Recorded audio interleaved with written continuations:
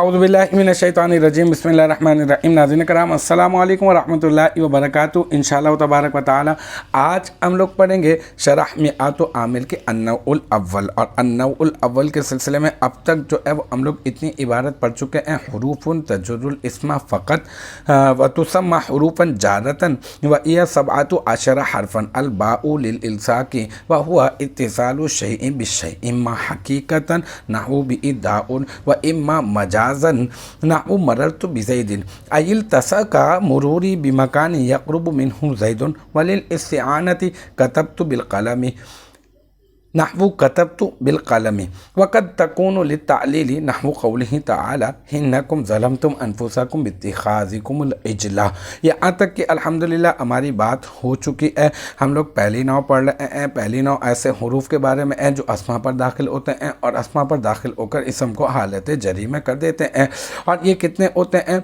ये 17 होते हैं। और इनका नाम क्या रखा जाता है? इनका नाम हुरूफ जारा रखा जाता है। फिर सबसे पहले बा का इस्तेमाल हम लोगों ने पढ़ना शुरू किया।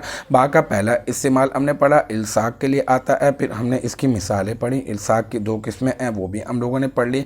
और फिर उसके बाद जो है वो हमने पढ़ा एक और इस्तेमाल, वो है इस्तिआनत। इस्तिआनत के लिए भी बा इस्तेमाल होता है और उसकी भी हम लोगों ने मिसाल पढ़ी, नहवु कतबतु बिलक़लमि, मैंने कलम के ज़रिए से लिखा। और फिर हमने एक और बा का इस्तेमाल पढ़ा और वो बा का इस्तेमाल है कि बा जो है वो तालील के लिए भी जो है वो इस्तेमाल होता है। इसकी मिसाल हमने कुरान मजीद फ़ुरक़ान हमीद की रोशनी में पढ़ी कि नहवु क़ौलिहि तआला इन्नकुम ज़लमतुम अनफुसकुम बित्तिख़ाज़िकुमुल इजला। यहाँ तक कि हमारी बात हो गई है। आगे हम लोग बात करने लगे हैं लिल मुसाहबती पर।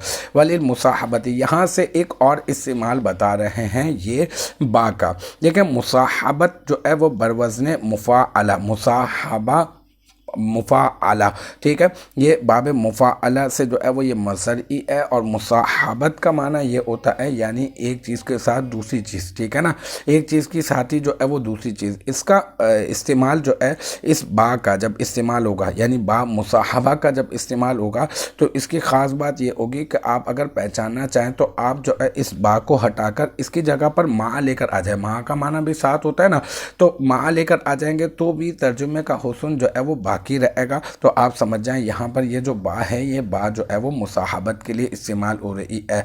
जैसे मिसाल के तौर पर मैं कहूँ मैंने पैंट के साथ कोट ख़रीदा, है ना। अब पैंट के साथ ही कोट मिल गया मुझे, ठीक है। इसी तरह से मैंने किताब के साथ कलम ख़रीदा तो किताब के साथ मैंने कलम ख़रीद लिया। इसी तरह से मैं यूँ कह देता हूँ मैंने इमामे के साथ टोपी ख़रीदी तो मैंने इमामा और टोपी एक साथ जो है वो ख़रीद ली। तो ये मुसाहबत के लिए जो है वो मुसाहबत का माना ये होगा। अब यहाँ पर जो इसकी मिसाल दी गई है वो है इश्तरैतुल फ़रसा बिसरजी, यानी मैंने ख़रीदा किसको? मैंने घोड़ा ख़रीदा, उसकी ज़ैन के साथ मैंने ख़रीदा। अब ना वो इश्तरैतुल फ़रसा बिसरजी, इसकी तरकीब तो इंशाअल्लाह ताला हम लोग आगे चल के करेंगे। अभी जो है वलिल मुसाहबती के ऊपर हम लोग बात कर रहे हैं। अब लिल मुसाहबती ये इस्तेमाल ही है ना, बा के इस्तेमालात बताए जा रहे हैं। तो अब ऐसा करते हैं कि इससे पहले लिल मुसाहबती से पहले हम लोग अल बाउ मुब्तदा महज़ूफ़ मान लेते हैं। और ये लाम क्या है? ये लाम हरफ जर है और मुसाहबती को मजरूर बना देते हैं। अब आपको पता है ये जार मजरूर बन गया ना लिल मुसाहबती, और ता के नीचे ज़ेर आने की वजह भी यही है। और अल बाउ जो मुब्तदा महज़ूफ़ है उसके ऊपर हमज़ा के ऊपर अल बाउ ये हालत रफ़ाई में, और ये मुब्तदा है और मुब्तदा होने की वजह से ये हालत रफ़ाई में ही पढ़ा जाएगा। अल बाउ लिल मुसाहबती, बस आप यूँ समझ लें कि ये इबारत ये है, ये स्क्रीन पर मैं चला देता हूँ। अल बाउ लिल मुसाहबती यानी बा जो है वो मुसाहबत के लिए भी इस्तेमाल होता है।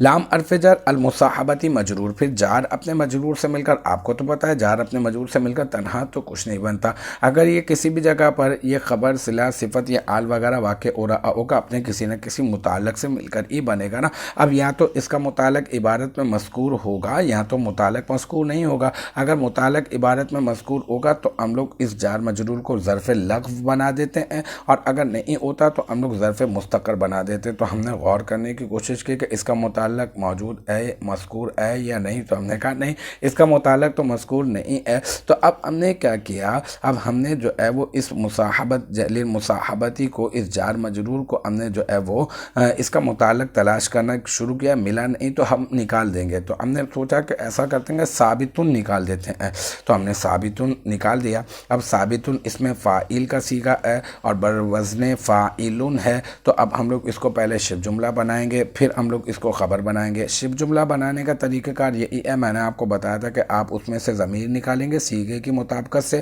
اس ضمیر کو پیچھے کی طرف لوٹائیں گے، اس ضمیر کو فاعل یا نائب الفاعل بنا دیں گے۔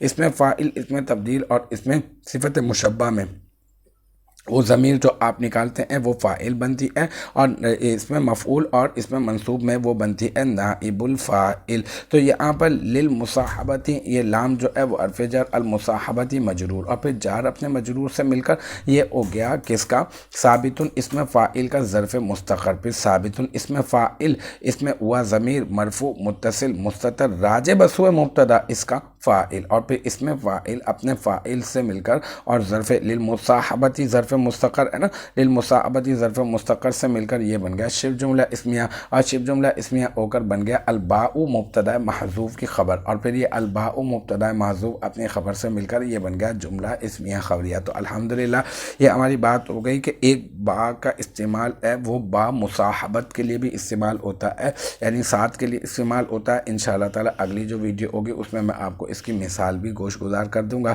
مجھے امید ہے کہ یہاں تک کی جو بات ہے وہ آپ کی سمجھ میں آ گئی ہوگی۔ انشاءاللہ تبارک و تعالی نیکسٹ ٹائم اگلی ویڈیو اگلی کلاس کے ساتھ ملاقات ہوگی۔ جب تک آپ اپنا بہت خیال رکھیے گا۔ وآخر دعوانا ان الحمدللہ رب العالمین۔